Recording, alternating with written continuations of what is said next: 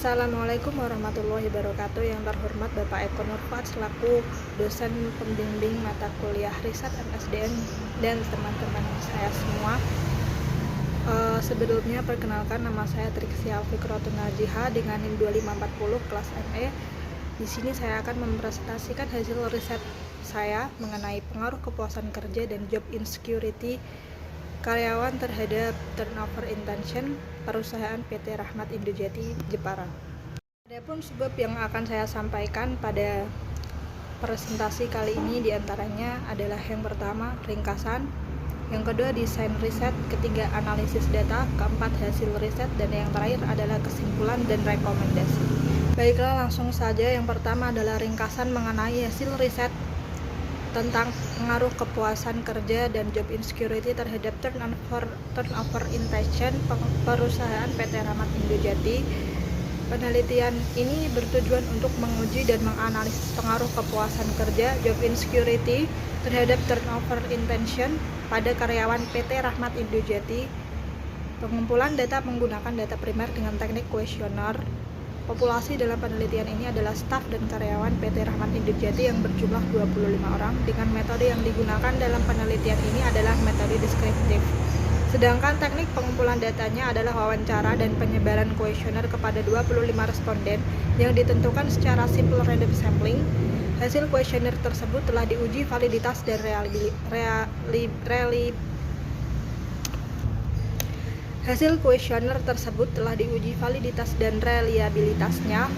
Hasil pengujian secara serentak menunjukkan bahwa keempat variabel independen berpengaruh signifikan terhadap turnover intention. Hasil pengujian secara serentak menunjukkan bahwa kedua variabel independen berpengaruh signifikan terhadap turnover intention. Berikutnya adalah desain riset. Yang pertama ada jenis riset. Jenis riset yang akan digunakan adalah riset deskriptif. Tujuan dari penelitian deskriptif ini adalah untuk membuat deskriptif gambaran atau lukisan secara sistematis, aktual dan akurat mengenai fakta-fakta, sifat-sifat serta hubungan antar fenomena yang diselidiki. Kedua, jenis data.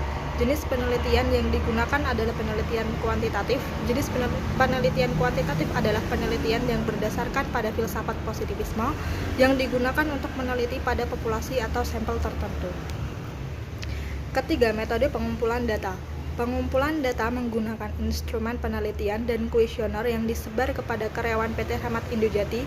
Analisis data bersifat kuantitatif atau statistik dengan tujuan untuk menguji hipotesis yang telah ditetapkan. Pengumpulan data pada penelitian ini menggunakan data primer dan sekunder. Data primer ini diambil dengan cara wawancara dan kuesioner, sedangkan data sekunder diambil dari artikel, jurnal, dan media massa. Keempat, ada teknik skala. Jenis skala yang akan digunakan dalam penelitian ini yaitu menggunakan skala Likert. Skala ini bertujuan untuk mengukur sikap, pendapat, dan persepsi seseorang atau sekelompok orang tentang fenomena sosial. Dengan skala Likert, maka variabel yang akan diukur dijabarkan menjadi indikator variabel. Kemudian indikator tersebut dijadikan sebagai titik tolak untuk menyusun item-item yang dapat berupa pertanyaan atau pernyataan. Jawaban setiap item instrumen yang menggunakan skala Likert mempunyai gradasi dari sangat positif sampai sangat negatif, yang dapat berupa kata-kata antara lain sangat setuju, setuju, tidak setuju, dan sangat tidak setuju. Yang kelima ada teknik pengambilan sampel. Populasi adalah wilayah generalisasi yang terdiri atas objek atau subjek yang mempunyai kualitas dan karakteristik tertentu yang ditetapkan oleh peneliti untuk dipelajari dan kemudian ditarik kesimpulannya. Populasi dalam penelitian ini adalah karyawan PT Rahmat Indojati. Sampel yang digunakan sebesar 25 responden dengan menggunakan teknik probability sampling, khususnya adalah simple random sampling. Hasil riset berikutnya yaitu mengenai analisis data. Analisis data dalam penelitian ini menggunakan program SPSS versi 23 for Windows. Untuk mencapai tujuan dalam penelitian ini, maka teknik analisis yang digunakan adalah sebagai berikut. Yang pertama yaitu uji validitas. Uji validitas digunakan untuk mengetahui sah atau valid tidaknya suatu kuesioner. Uji signifikan dilakukan dengan membandingkan nilai R hitung dengan R tabel. Jika R hitung lebih besar dari R tabel dan bernilai positif, maka variabel tersebut valid, sedangkan jika R hitung kurang dari R tabel, maka variabel tersebut tidak valid. Yang kedua, uji reliabilitas. SPSS memberikan fasilitas untuk mengukur reliabilitas dengan uji statistik Cronbach alpha. Menurut V. Wiratna Sujarweni, suatu variabel atau konstruk dikatakan reliabel jika memberikan nilai alfa 0,60. Yang ketiga, menggunakan analisis regresi linear berganda. Analisis regresi linear berganda digunakan untuk menguji apakah variabel independen memiliki pengaruh terhadap variabel dependen secara simultan maupun parsial. Persamaan regresi dalam penelitian ini adalah Y sama dengan A plus B 1 kali 1 plus B 2 kali 2 plus B 3 kali 3 plus B 4 kali 4 plus B 5 kali 5. Selanjutnya, mengenai hasil riset. Setelah hasil pengujian validitas dilakukan, menunjukkan bahwa semua butir pernyataan mempunyai nilai R hitung lebih dari R tabel dengan taraf signifikan alfa sama dengan 0,05 dan nilai R tabelnya sebesar 0,266, dapat disimpulkan bahwa semua pernyataan pada variabel kepuasan kerja atau X1, job insecurity atau X2, dan turnover intention yaitu Y dinyatakan valid. Uji reliabilitas. Untuk mendapatkan tingkat ketepatan alat pengumpulan data yang digunakan, pengukuran reliabilitas dilakukan dengan menggunakan SPSS versi 23 uji statistik Cronbach-Alpha. Berikut hasil uji reliabilitas untuk masing-masing variabel.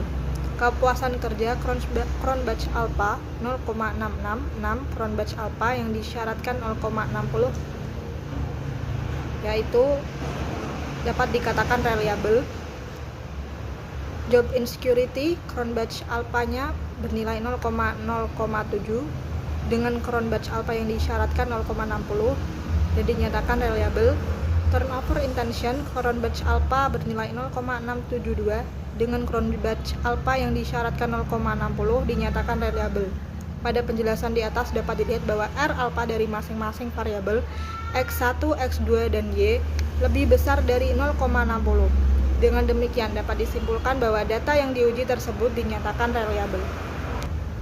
Dan berdasarkan hasil regresi linear berganda, dapat dinyatakan Y sama dengan 4,928 min 0,074 yaitu X1 plus 1,063 yaitu X2. Hasil persamaan regresi beserta interpretasinya adalah sebagai berikut. A. Konstanta 4,928 bertanda positif, berarti apabila kepuasan kerja dan job insecurity sama dengan 0, maka turnover intention adalah positif. B yaitu B3 1,063 bertanda positif, berarti semakin tinggi job insecurity maka turnover intention karyawan akan semakin tinggi dengan asumsi variabel kepuasan kerja dianggap tetap. Jadi kesimpulan dari hasil riset di atas yaitu hasil penelitian dan analisis data yang dilakukan terhadap turnover intention pada karyawan PT Rahmat Indojati, maka diperoleh hasil bahwa kepuasan kerja berpengaruh negatif dan signifikan terhadap turnover intention. Nilai koefisien regresi bertanda negatif semakin meningkat kepuasan kerja, maka turnover intention karyawan PT Rahmat Indojati akan menurun. Job insecurity berpengaruh positif dan signifikan terhadap turnover intention.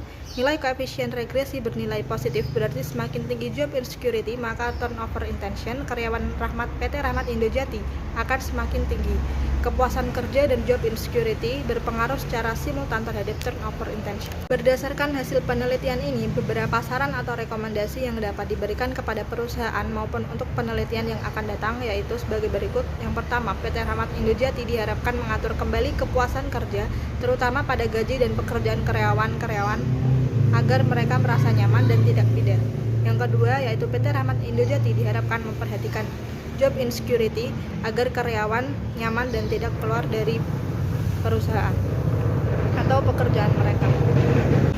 Sekian presentasi dari saya. Apabila ada kekurangan saya mohon maaf. Wassalamualaikum warahmatullahi wabarakatuh.